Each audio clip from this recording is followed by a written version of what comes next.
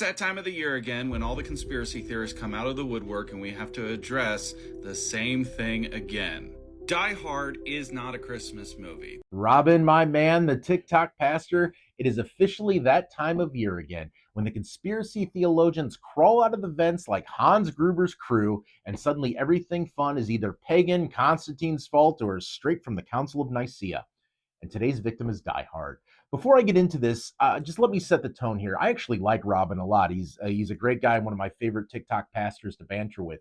And this is all in good fun. But if you throw out that Die Hard is pagan and invented by Constantine, you already know I'm stepping barefoot on the broken glass like John McClane and responding. That was an invention by Constantine at the Council of Nicaea in 325 AD. Die Hard is actually a pagan movie. First of all, the Council of Nicaea in 325 AD was about the divinity of Christ and the Arian heresy, not Bruce Willis at Nakatomi Plaza. The Nicene Creed doesn't end with, and you must also stream Die Hard on December 25th. There's nothing in there about machine guns, German terrorists, or yippee-ki-yay. If anything, if Constantine had been at Nakatomi, he would have legalized Christianity in the lobby and taxed Hans Gruber on the way down. Saying Die Hard was invented at Nicaea is like saying the apostles were debating the trilogy order of Star Wars. It makes for a fun meme, but it's not history. And it's not just because John McClane doesn't leave the big city to go to a small town to fall in love and learn the true meaning of Christmas. The most obvious reason is right in front of us that Nakatomi Plaza draws on inspiration from the Tower of Babel, a tower that was erected to defy God's commands. Now, Robin says Nakatomi Plaza draws inspiration from the Tower of Babel, and I had to pause the video for that one. Let's review what Babel was. Genesis 11, humanity united in one language builds a tower to reach the heavens in defiance of God. God confuses their languages and scatters them. Nakatomi Plaza is a corporate skyscraper in LA filled with Christmas parties, bad decisions, and a very angry New York cop with no shoes.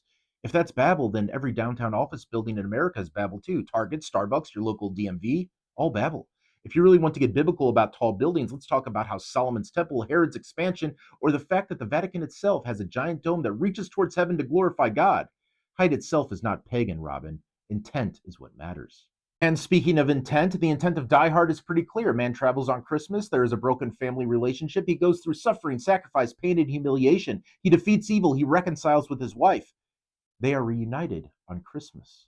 And that's not pagan. That's basically every Hallmark movie with just fewer guns and more sweaters. Actually, more guns and less knitting. Anyway, this man crawls through glass for his bride.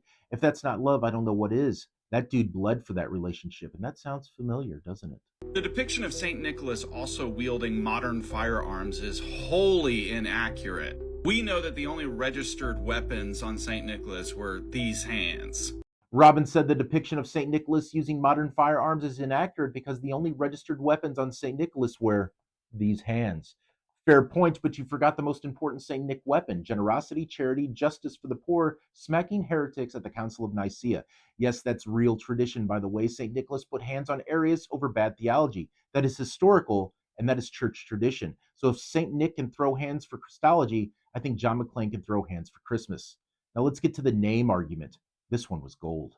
Now, the movie does try and pass itself off as godly by having its main character's last name be McClane, which means a servant of St. John, but his first name is John. So does he think that he's a saint, that he's in service to himself? Sounds like pride. He says the movie tries to pass itself as godly because his last name is McClane, meaning servant of St. John, but his first name is John, so he's claiming to serve himself. But by that logic, Sister Mary serving Mary is a sin. St. Francis of Assisi was just really into himself.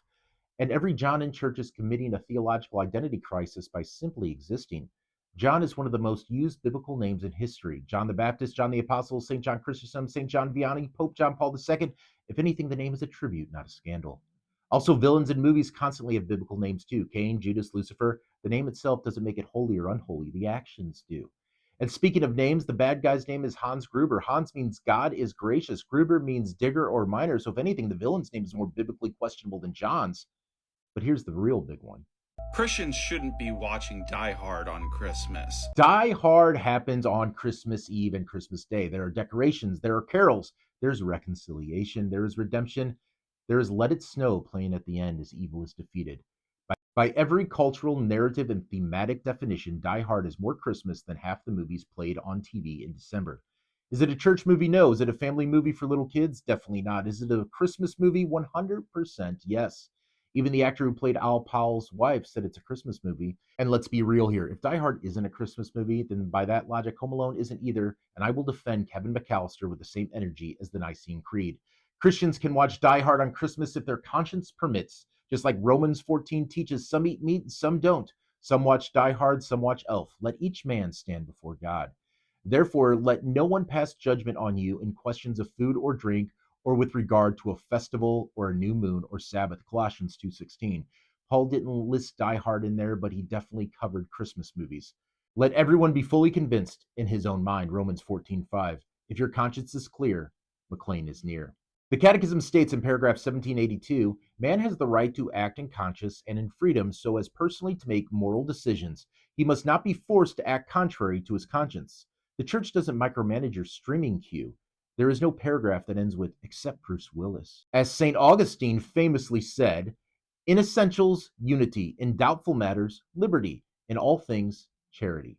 If Die Hard falls into doubtful matters, then congratulations, the fathers agree, you can disagree, and still go to midnight mass. St. Jerome, ignorance of Scripture is ignorance of Christ. Ignorance of Die Hard being a Christmas movie is just bad catechesis. But don't bind people's conscience with rules that Scripture doesn't give. Or as John McClane would say, come out to the coast, we'll get together and have a few laughs.